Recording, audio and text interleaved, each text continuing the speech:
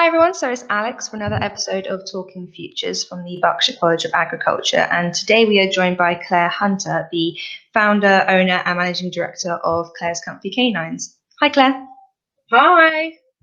It's lovely to have you.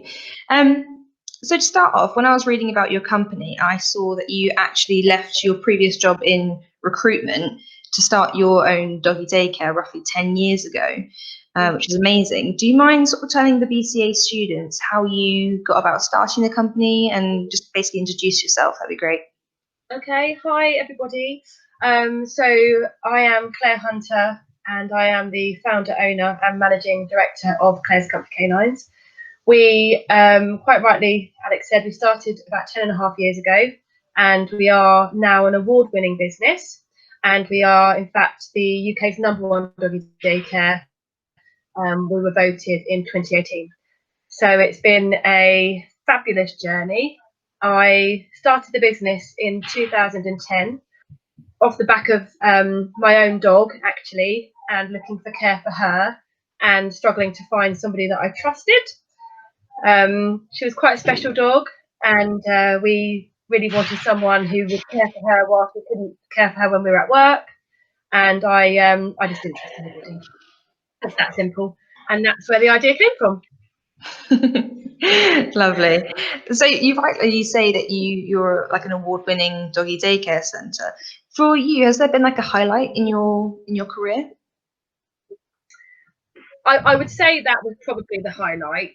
We for probably I think 3 years previously to winning, we were runners up in the award.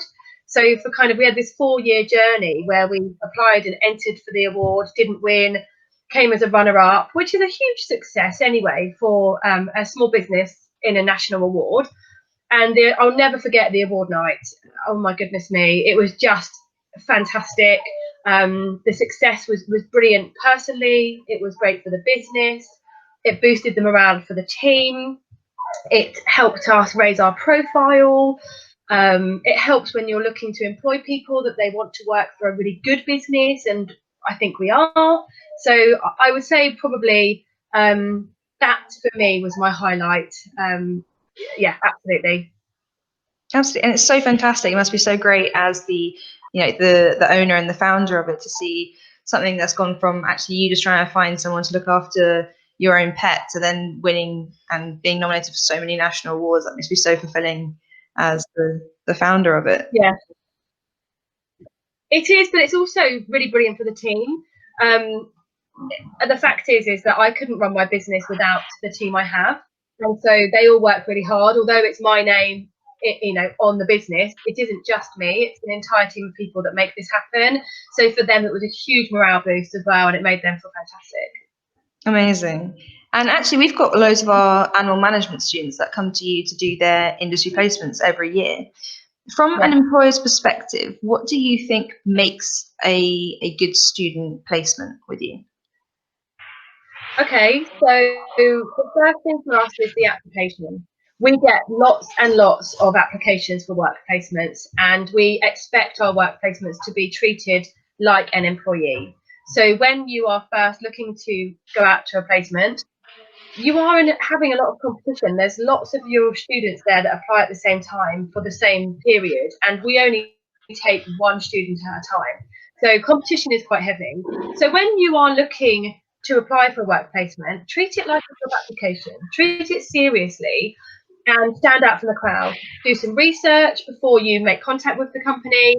And then for us, once they've started, the people that stand out are the people who, yes, they're punctual, they turn up on time, they work really hard, but they're really keen to learn. And we take great pleasure here in teaching people about what we do. And the candidates and the students that show the most interest are the people who we remember and have back. And in fact, we have offered work placements before, and many of my team have come from BCA currently and in the past. So it just goes to show that if you really put the effort in during a placement, that it could end up being a job. Absolutely. And more than that as well, it's all such good experience for your CV as well. And so you're getting real experience in the industry that hopefully you're going to go into once you leave BCA. So no, thank you for that. In terms of being not only, a staff member at your own company, but you're being the owner and the managing director of it, where do you see Claire's Comfy Canines in 5 years' time?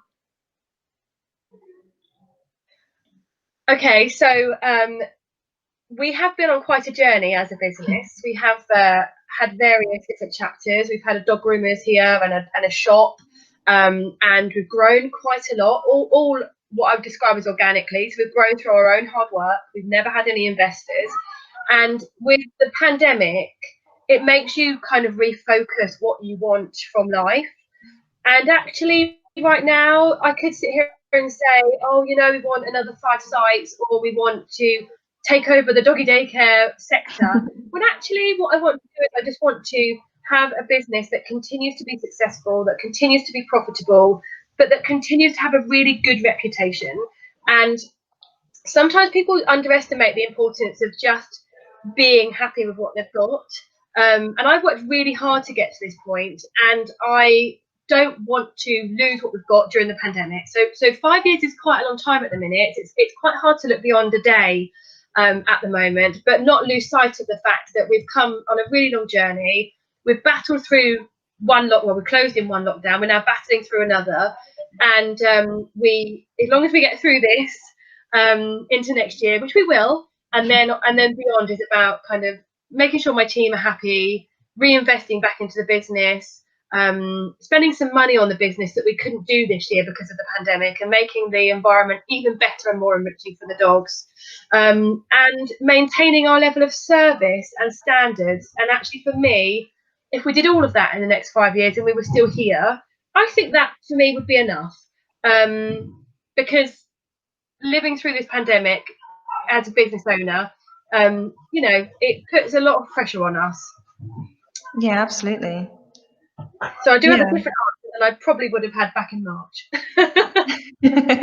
No, it's also current, and it's such a good point, because obviously this pandemic has not only has sort of affected everyone, hasn't it? From their personal lives, their social lives, and also their their career and everything like that. So it is such a good point. If you could go back and speak to your 18-year-old self who was, maybe leaving high school, whatever, what would you go back and tell yourself, do you think? I think getting experience in a sector that you're passionate about and focusing on that. It took me a long time to get to this point. I mean, I'm 40 now, so I was 30 when I started working with animals. And although I think life is a journey, and I wouldn't change that really, if I had an opportunity to say to a young person, if you're really passionate about something, don't let anybody stand in your way. Because as a child, I was really passionate about animals, horses, dogs, but I didn't know that there was places like BCA. And I think the sector was different, a long time ago. But I would say, if you're passionate about something, follow your dream, work hard, don't let anybody tell you can't do it. And I speak to a lot of parents actually who don't realise that the animal sector can be a wonderful career, because a lot of parents put pressure on their kids to be academic. And actually, there's so much more out there. In, for example, just the animal sector, there's so many different parts of the animal sector. So follow your heart, follow your dreams, work really hard, and don't be put off by what my parents might say to me, because I think there's a lot to be said for this sector. Yeah, that's such good advice, and I think you're absolutely right. I think as a society we focus so much on the academic side, when actually places like BCA, it sounds cheesy, but like the world is your oyster. There's so many different career paths that you can go down, and it's really important that you can recognise that as well. And so maybe more specific towards maybe animal students or business students, if they're starting out a business or wanting to start a business after leaving BCA, what would you say is your biggest tip to those students then? Never compromise on your standards. Always be ahead of the game. So have your own ideas. Claire's Comfy Canines was a trailblazer 10 years ago. There was no other doggy daycares like us in the area. I mean, perhaps in London, but certainly not in the southeast or even the south in terms of commercial doggy daycares.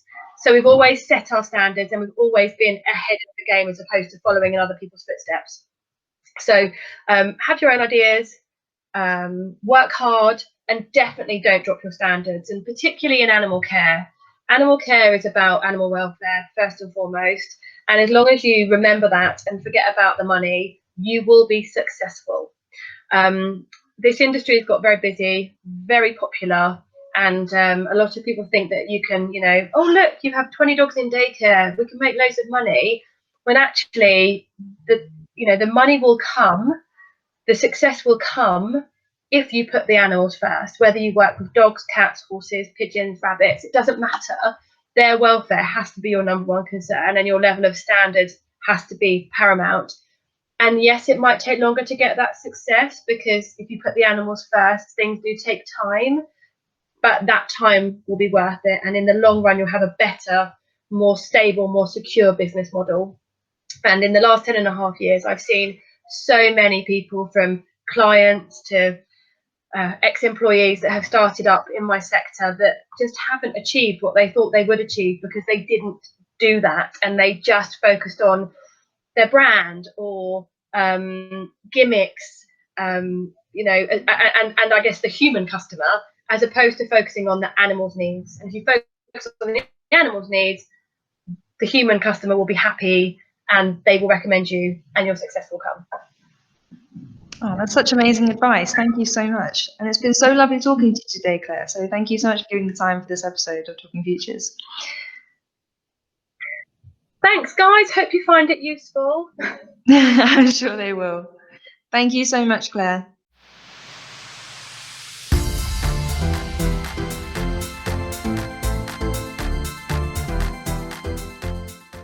Thanks for listening to this week's episode of Talking Futures, the video podcast that talks to different professionals from different industries. It was brought to you from the Beyond BCA team here at the Berkshire College of Agriculture.